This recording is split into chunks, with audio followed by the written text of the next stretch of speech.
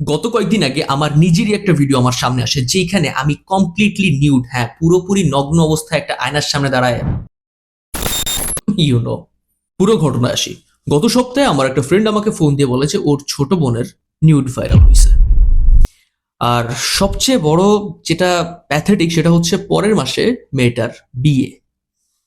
আর তার থেকেও বড় কথা, যেই নিউডগুলো সোশ্যাল মিডিয়াতে আদান প্রদান করছে, মানে যেটাকে ভাইরাল করা হয়েছে, সেটা ওই মেয়ের ছবি না, অর্থাৎ ওইটা একটা fake AI generated image. Just imagine. তো গত কয়েকদিন যাবত অনেক জায়গায় দৌড়াদৌড়ি, স্পেশালি পুলিশ স্টেশনে দৌড়াদৌড়ি করার পর জানা গেল যে গত বছর মেয়ের যে ছেলেটার সাথে রিলেশন ছিল, ওই ছেলেটা রিভেঞ্জ মেন্টালিটি বা প্রতিশোধ বা কিছু একটা করার জন্য মেয়েটার ছবি থেকে এআই দিয়ে পোশাক সরিয়ে ছেড়ে দিয়েছে ইন্টারনেটে। ভাইরাল, খুব কমন একটা ব্যাপার, রাইট? আজকাল তো হচ্ছে। তারপর গতকাল রাতে এই পুরো ঘটনা আমি আমার এক বড় ভাইয়ের সাথে শেয়ার করলাম। তো উনি পুরোটা শুনে বলল, আচ্ছা ঠিক আছে, আমি তোকে পরে ফোন দিচ্ছি। ফোন কেটে দিলাম। তখন রাত 2টা বাজে। আমি সিরিজ দেখা শুরু করলাম। তার ঠিক ঘন্টাখানেক পর, মানে 3টা 15-তে, আমার ওই ভাইয়া আমাকে হোয়াটসঅ্যাপে একটা ভিডিও সেন্ড করে, যেই ভিডিওতে স্পষ্ট দেখা যাচ্ছে আমি একটা আয়নার সামনে নগ্ন অবস্থায় দাঁড়িয়ে অশ্লীল অঙ্গভঙ্গি করতেছি।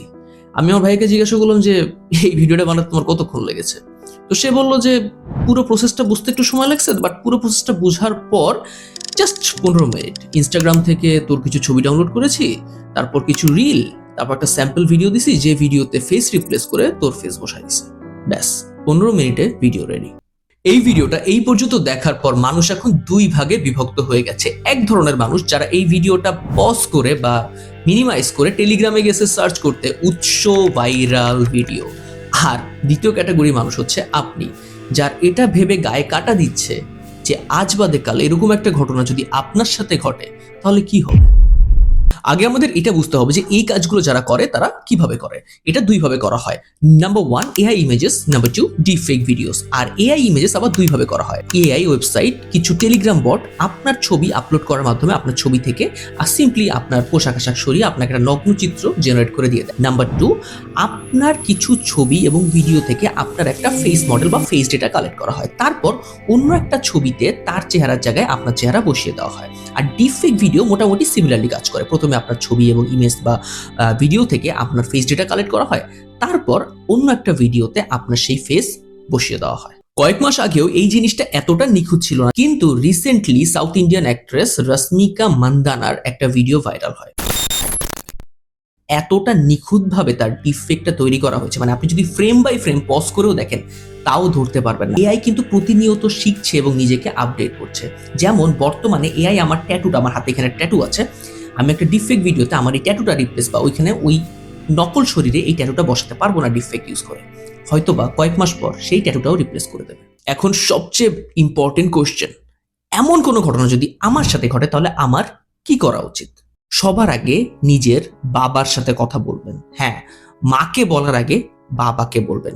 আমাদের মায়েরা না সাধারণত একটু ইমোশনাল হয়, কিন্তু বাবারা মোটামুটি একটু ইমোশনাল স্ট্রং হয়। নিজের সন্তানের এরকম কোনো ছবি বা এরকম কোনো ভিডিও মায়েরা দেখার পর মেন্টালি স্টেবল থাকতে পারবে কিনা কে জানে। কিন্তু বাবারা একটু হলেও বুঝে যদি আপনি সেভাবে তাকে বুঝাতে পারেন। যদি আপনি ভুল কিছু না করে থাকেন, ভয় পাওয়ার কি আছে? আর হ্যাঁ, এইরকম মুহূর্তে যদি আপনার কোনো গোপন কোনো কিছু ভাইরাল হয় বা কেউ যদি ভাইরাল করে, তখন আপনার কাছের বন্ধু, আপনার গার্লফ্রেন্ড, বয়ফ্রেন্ড কাউকে বিশ্বাস করবেন না। সাধারণত কাছের মানুষগুলি বাসটা দেয়, নিজের পরিবার ছাড়া কাউকে না। আপনি এই ভিডিওটা এতক্ষণ ধরে দেখেছেন, তার মানে আপনার মধ্যে একটু হলেও ডিজিটাল লিটারেসি আছে, মানে আপনি সাইবার সচেতন মানুষ। আর এই ডিপফেক, এআই এগুলো সম্পর্কে আপনি মোটামুটি জানেন বা অন্য কোথাও শুনেছেন। এআই কিন্তু ডিজিটাল ওয়ার্ল্ডের একটা জিনির মতোই, আর মানুষ নিজের উপকার করার চাইতে অন্যের অপকার করতে বেশি স্বাচ্ছন্দ্য বোধ করে। আপনার রিসেন্ট সোশ্যাল মিডিয়া এক্সপিরিয়েন্স থেকে একটা জিনিস কিন্তু আপনি খুব ভালো করে রিয়েলাইজ করতে পারছেন যে বর্তমানে মানুষ শিক্ষিত হওয়ার পরও মূর্খ। এদের কমন সেন্স বলে কিচ্ছু নেই। একটা ইমেজ যেটা সবাই জানে যে এটা ফেক, বা একটা ভিডিও যেটা সবাই জানে এটা ফেক, এটা অরিজিনাল ভিডিও না, তারপরও দেখবেন এইটা নিয়ে মাতামাতি, এইটা নিয়ে লিঙ্ক শেয়ার, এটা নিয়ে মিম বানাচ্ছে, প্রতিটা পেজে, প্রতিটা টাইমলাইনে এগুলো নিয়েই আলোচনা। কেন এত সাইবার বুলি? কেন? এটা তো ফেক একটা জিনিস। তারপরও কেন? এই মানুষগুলোকে না নিজের ফ্রেন্ড লিস্ট থেকে, নিজের জীবন থেকে, সব জায়গা থেকে দূরে রাখেন।